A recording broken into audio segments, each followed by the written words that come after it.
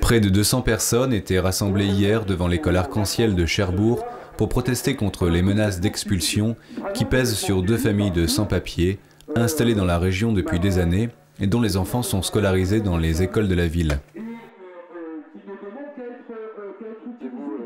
Depuis vendredi, la menace a pris un nouveau caractère d'urgence puisque l'une de ces familles fait désormais l'objet d'un arrêté préfectoral de reconduite à la frontière.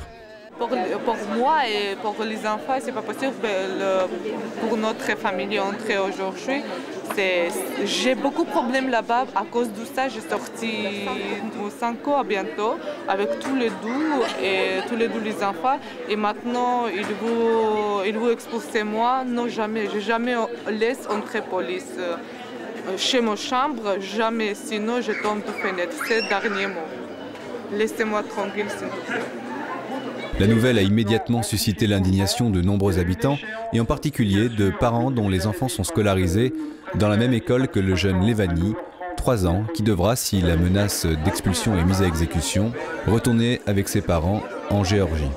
Vraiment, il y a vraiment du stress et puis les maîtresses sont prêtes à faire front, c'est-à-dire qu'elles ne donneront pas Levani à personne d'autre qu'à ses parents si jamais la police ou la DAS avait l'idée de venir chercher Levani, ils n'auront pas. Donc tout ça, c'est un climat assez dur dans l'école. La famille a immédiatement fait appel de la décision du préfet et c'est dès demain que le tribunal administratif de Caen devrait rendre son verdict.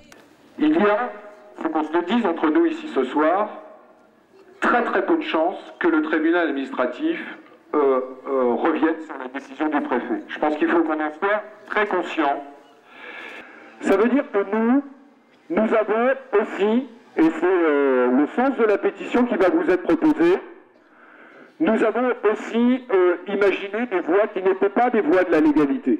La mobilisation ne s'est pas limitée aux simples citoyens puisque de nombreux élus locaux étaient présents lors de cette manifestation et n'ont pas hésité, comme Bernard Cazeneuve, député maire de Cherbourg, à prendre la parole. Jouons chacun notre rôle. D'abord le rôle collectif dans la mobilisation pour faire en sorte que nous puissions tous dans nos responsabilités unies faire savoir à l'État, à ses représentants, que nous n'acceptons pas cette décision parce qu'elle est injuste, parce qu'elle est inhumaine. Ici, personne ne comprend pourquoi des familles que l'on considère comme parfaitement intégrées fassent l'objet d'une telle action. J'ai signé la pétition par solidarité avec tout ce mouvement qui se crée pour sauver ces 2 familles qui sont injustement pénalisées. C'est vraiment injuste, c'est vraiment unique de vouloir les renvoyer dans leur pays. Parce que je trouve inadmissible que dans un pays comme la France, rien n'est mis en œuvre pour aider ces gens-là qui, s'y retournent dans leur pays, sont en danger. Ce qui est injuste, c'est la situation dans laquelle on met cette famille-là.